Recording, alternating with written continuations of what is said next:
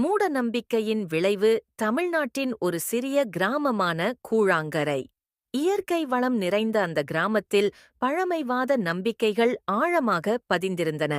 கிராம மக்கள் எந்த ஒரு விஷயத்தையும் மூடநம்பிக்கையின் அடிப்படையில் தீர்மானிப்பது வழக்கம். அந்த கிராமத்தில் மூத்த தலைவராக இருந்தவர் பெரியம்மாள். இவர் மிகவும் நல்லவர் என்றாலும் மூடநம்பிக்கைகள் மீது உடன்படிக்கையை கொண்டிருந்தார்.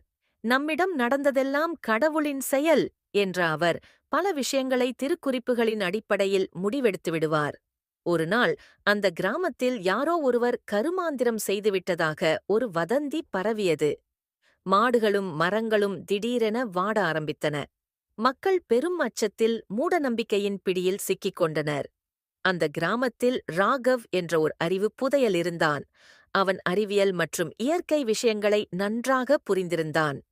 இது கருமாந்திரம் அல்ல, மண் மற்றும் நீரின் கலப்பில் ஏற்பட்ட மாற்றத்தால் விளைந்த விஷயம் என்று அவன் கூறினாலும் யாரும் அவனை நம்பவில்லை. கிராமத்தில் உள்ள சில பெரியவர்கள் யாரோ ஒருவர் தீய சக்திகளை பயன்படுத்தியதால் இந்தச் சம்பவங்கள் நடந்தன என்று நம்பினர். அதற்காக ஒரு குறிப்பிட்ட குடும்பத்தை குறிவைத்து அவர்கள் காரணம் என்று சொல்ல ஆரம்பித்தார்கள். அதைக் கேட்டு ராகவ் மிகவும் வருத்தமடைந்தான். உண்மையை நிரூபிக்கவோ அல்லது அவ்வழக்கத்தை மாற்றவோ அவன் உறுதியடைந்தான். அவன் அருகிலுள்ள நகரத்திற்குச் சென்று மண் மற்றும் நீர் மாதிரிகளை ஆய்வுக்காக அனுப்பினான். சில நாட்கள் கழித்து ஆய்வின் முடிவுகள் வந்தன. மண்ணிலும் நீரிலும் வேதியியல் மாற்றங்கள் ஏற்பட்டதால் கிராமத்தின் மரங்களும் பயிர்களும் பாதிக்கப்பட்டது என்று அறியப்பட்டன. இதற்கு காரணம் அருகிலுள்ள ஆற்றில் கலந்த நச்சு கழிவுகள் என்பதை ராகவ் கிராம மக்களுக்கு விளக்கினான். மக்கள் அதிர்ச்சியடைந்தனர். எத்தனை வருடங்களாக இவர்கள் மூட நம்பிக்கையில் தவறாக பயணித்தனர் என்பதை புரிந்து கொண்டனர்.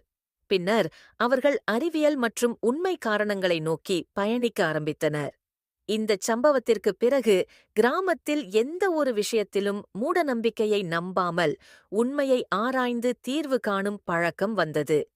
நியாயமற்ற மூடநம்பிக்கைகளை விட்டுவிட்டு அறிவியல் மற்றும் உண்மையை நோக்கி நாம் பயணிக்க வேண்டும் என்பதே இந்தக் கதையின் முக்கிய பாடம்.